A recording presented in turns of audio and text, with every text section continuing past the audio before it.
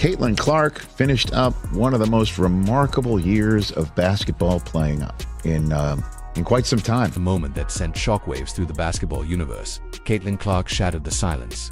After a week of swirling rumors, cryptic speculation, and growing unease about her future in the WNBA, she finally spoke. But she didn't do it through a press conference or ESPN interview. No, she chose Instagram. One post, one message, and just like that, everything changed. But what exactly did she say, and why did it leave the entire league stunned? She just absolutely did it all and became a magnet for attention and an icon for sports fans, certainly little girls, certainly mine as well, playing her basketball and watching her play. The basketball world was frozen in anticipation. After the Indiana Fever's controversial playoff exit, Clark's social media went completely dark. Fans anxiously refreshed her page. Analysts whispered, was she done? Would she walk away after just one season? Or would she do something even more shocking, switch sports entirely? Each day passed like an eternity. Then October 2nd, a single Instagram post. It radiated gratitude, but hinted at something more. Clark's words weren't just a reflection, they were a declaration.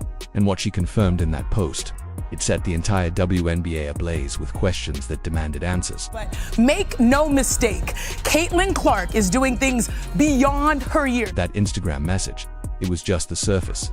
Beneath those calm, gracious words was a firestorm of legacy, dominance, and history rewritten. October 2nd, 2024, Caitlin Clark dropped a post that echoed through every locker room in the league. Year 1, check. Thank you to everyone who supported me while I lived my childhood dream. See you in year 2. She wasn't retiring. She wasn't switching sports. She was coming back with unfinished business. But what made that first year so unforgettable? It wasn't just record-breaking, it was record-shattering. 62 records, one rookie, and a league forever changed. One of the greatest years of basketball with work put in by anybody ever. Let's break down the stats that had even veteran analysts scrambling for the right words. Clark didn't just put up rookie numbers, she rewrote the definition of excellence. 19.2 points per game, 8.4 assists, nearly 6 rebounds, over a steal a night, and then 337 assists in a single season. A league record, but she didn't stop there. 2 triple-doubles, a 19-assist game that turned defenses into spectators. She wasn't just playing basketball, she was transforming it. And with her at the helm, the Indiana Fever didn't just improve, they roared back to relevance, a 20-20 season, their first playoff berth in years. But something even bigger was brewing. That's our goal. It's our goal to get to the playoffs. Our goal is to be in the playoffs. Our goal is to just continue to be competing for a championship. Clark's impact extended far beyond the court. She didn't just ignite the scoreboards, she lit up the fan base. Fever games sold out. Her jersey flew off shelves. Indiana, once an afterthought, was suddenly must-watch television. And it wasn't just hype. Clark elevated everyone around her. Her vision, her spacing, her IQ, it opened up opportunities most players couldn't even see. The results, unstoppable. She was named WNBA Rookie of the Year unanimously. The fans crowned her with the most all-star votes in the league. It was clear Caitlin Clark wasn't just a rookie, she was a revolution, and the world was watching her every move. Caitlin Clark is way better, way sooner than anybody thought. All of this, even more staggering, was the pressure. Clark didn't walk into the WNBA quietly. She arrived with the weight of a nation's expectations, then shattered every one of them. Her calm under fire, legendary at game-winning shots. Icy, her focus, unbreakable. She drew comparisons to Larry Bird, Pete Maravich, Steph Curry, and Michael Jordan. But Clark wasn't just chasing greatness, she was redefining it. And now, every future rookie faces a mountain named Caitlin Clark. She didn't just raise the bar, she launched it into orbit. And just when it seemed like the story had reached its peak, the real drama began. But she also did it with the spotlight on her at a very young age. Fame is hitting this young lady's life. And very, very rarely did I see a misstep or something that I wouldn't want to show my daughter. Literally every step of the way, it's just like, watch her, watch how she plays, watch how she handles her business. Star rose. So did the intensity. The league's brightest new light quickly became its biggest target. The media adored her. Fans couldn't get enough, but some opponents, they were coming for her. And in the playoffs, when the lights were brightest, disaster struck. A heated battle against the Connecticut Sun turned ugly. A sudden pokey to the eye. Clark crumbled. No whistle, no foul, just stunned silence. What should have been a routine play spiraled into something darker, something that threatened to overshadow her entire season. But the fallout was only beginning. As everyone else has seen this angle, I'm calling her in and I'm saying to her, I need answers. Moment was dissected frame by frame. Was it intentional? Was it reckless? Social media exploded, commentators clashed. And then Christine Brennan of USA Today dropped a bombshell raising the unthinkable. Was it deliberate? That single question set off a storm. The WNBA Players Union responded with fury. Fans demanded justice. The debate raged not just about the foul but about player safety, officiating, and whether the league was protecting its brightest star or leaving her exposed.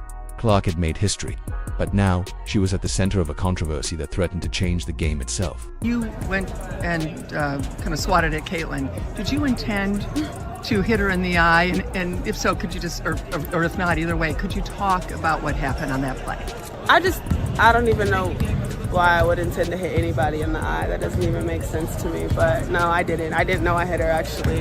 I was trying to make a play on the ball, and I guess I followed through and I hit her. So obviously it's never intentional. That's not even like the type of player that I am. The eye poke, that was only the tip of the iceberg. Did you know Caitlin Clark was the recipient of 177% of all flagrant fouls called in the entire WNBA? Let that number settle in. One player, out of 144, taking more hits than anyone else, and that's just the ones the refs actually called. What about the ones they ignored? The total could have easily doubled, and guess which team delivered nearly 80% of those fouls? The Chicago Sky, whose head coach was recently fired. How is it that when Clark gets hammered, officials stay silent? But when she touches the rim padding, instant technical, don't even bring up the rulebook. Excuse Diana Taurasi did the same thing, and no tech was given. So, ... Why does the whistle go quiet when it's Clark on the floor? Let me show you. Let me show you. Picks off the pass, and Diana Taurasi. Look at that. Bro, she just did the same exact movement as what Clark did, except Clark hit it lower. Diana did it straight on and loud. Picks off the pass, and Diana Taurasi, they'll count the bucket. And one coming up for DT. Right in front of the rest, blatantly not even acting on it. Clark's fame soared, so did the online venom, but her response, unshakable instead of folding. She rose, turning adversity into fuel. Every controversy, every attack only added to her growing legacy. Teammates rallied around her. Even opponents took notice. Clark's ability to tune out the chaos and deliver game after game earned her not just respect but awe. Her season peeled back the layers of what it means to be a modern sports icon. The applause and the backlash, the spotlight and the shadow. Through it all, her focus never flickered, and that eye poke, it wasn't forgotten. It became a turning point and a growing cry for justice and accountability across the league. Yeah, I think just being competitive is who I am. It's what I've done my whole career. I think at times there's ways I can probably channel it a little bit better, but that's just basketball at the end of the day. No, that's never gonna change. I'm never gonna lose that. I feel like I'm getting hammered. I don't know. I appreciate Christy getting a tech too. Like, I don't know. Swirled around her name. Something extraordinary was happening behind the curtain. The WNBA was changing fast. Fans, sponsors, networks. They weren't just watching Caitlin Clark, they were obsessed. What did she do that turned casual viewers into diehards? It wasn't just her moves on the court. It was the Caitlin Clark effect, a tidal wave that upended everything we thought we knew about women's basketball. This wasn't just a rookie campaign. This was a cultural event that smashed barriers and brought the league into an era it had never touched before. But how big was this shift? Let's dive into the numbers. And the Fever are going to be over 200,000 higher than the next highest total attendance in league history. Clarkonomics, my friend. In her rookie season alone, Clark appeared in 21 televised games that each drew over 1 million viewers. That's not just a bump, it's a seismic explosion. The WNBA had long struggled to break that mark suddenly. It wasn't just breaking it was normalizing it, and every single time Clark was on the floor, her impact didn't stop at the screen. The Indiana Fever shattered attendance records, averaging over 17,000 fans per home game, the most in WNBA history. Think about that. The same team that had the second worst attendance just 1 year prior now couldn't sell seats fast enough. Even road teams scrambled to book bigger arenas. Wherever Clark went, crowds followed. WNBA has seen record-breaking numbers this season in viewership, ticket sales, merch sales, and just overall growth of the league. Clark's reach extended far beyond game nights. She became a full-blown social media juggernaut, amassing over 2.9 million Instagram followers in one season. But this wasn't about filters and followers. This was about movement. And what made her truly generational was how she made everyone better. Her passing created space. Her vision turned teammates into stars.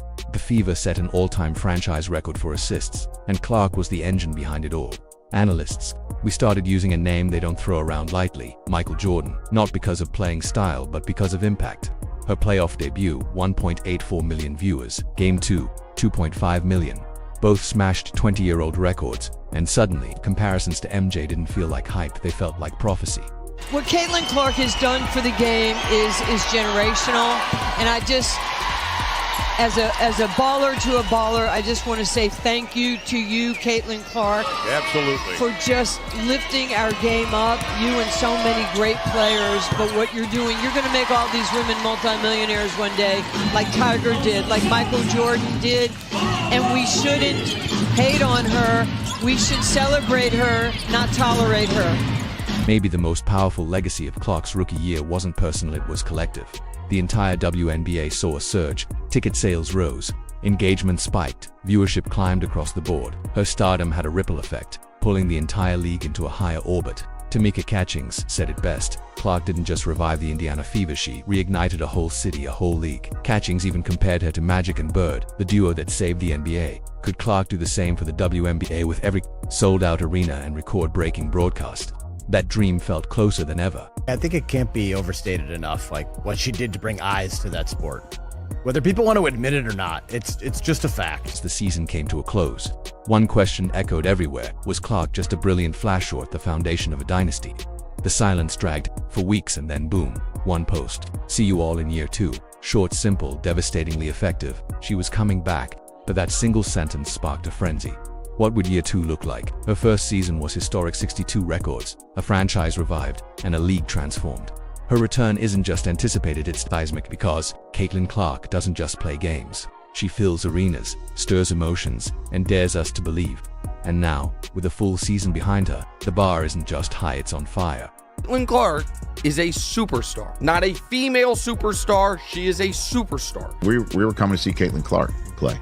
She moves the needle. The WNBA has been looking for someone who moves the needle. This isn't just Clark's story, it's about a storm brewing in Indiana. Surrounding her is a rising core. Aaliyah Boston, 2023's Rookie of the Year.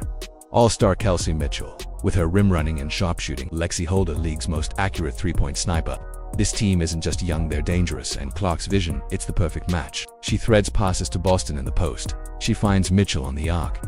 And if you forget about Hull, that's 3 points before you blink. Their chemistry is growing, their momentum is building, and with Clark leading the charge into 2025, fans and analysts alike are whispering one question no longer if she evolved, but how far she'll go, because this isn't just a season, it's the start of a movement. And Clark, she's leading the charge.